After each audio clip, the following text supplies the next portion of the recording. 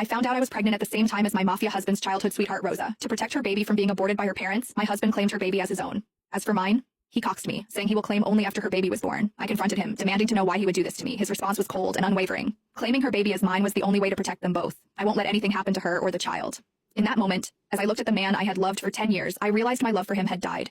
Not long after, my family condemned me, calling me a slut for having a child without a father and pressured me into getting an abortion. Meanwhile, my husband was in another city with his sweetheart helping her through her pregnancy. By the time he returned, I was already gone. I found out that my husband was accompanying his childhood sweetheart Rosa for her pregnancy checkup at my regular hospital this afternoon. Vincent, our baby looks so cute on the monitor. From the crack in the door, I saw Vincent's face lit up with a smile. Rosa was pointing at the monitor, and Vincent nodded, smiling back at her. If I didn't know that man was my husband, the father of my baby, I would have sworn they were a couple, happy and in love. Isabella Caruso, the doctor is ready for your examination, the nurse called. Vincent turned, his face drained of color, his eyes scanning the hallway. He must have heard my name. When his eyes landed on me, his mouth opened, but no words came out. I had been happily married to Vincent Falcone, my mafia husband, for nearly 10 years.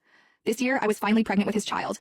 He of all people should know how difficult it is for me to have the baby now. How could he do this to me? I slowly walked toward him, my heart boiling with fury, anger, and the deep sadness of realizing how much I had been lied to. Is that why you told me you couldn't come to my appointment today? I tried to keep my voice steady, but the anger surged, making it impossible to control. Without thinking, I raised my hand and slapped Vincent hard across the face. It was the first time I had ever lashed out at him like this. Yet even after I slapped him, he stood there, silent, avoiding my gaze.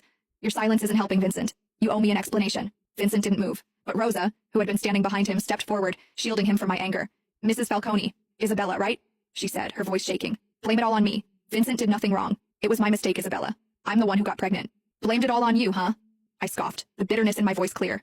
I was a tough woman, but even so, tears streamed down my face. As if my tears had triggered something in him, Vincent finally stepped past Rosa and pulled me into his arms. Don't cry, Isabella. The baby isn't mine, he said, his voice barely above a whisper. I froze. What? But then, Rosa spoke. She winked her innocent big eyes at Vincent. Vincent, didn't you promise to protect my baby by claiming it as your own? Why are you telling her now? Protect her baby? What the hell was going on? I broke free from Vincent's arms and stared at him. What the fuck is happening right now, Vincent? What the hell is she talking about?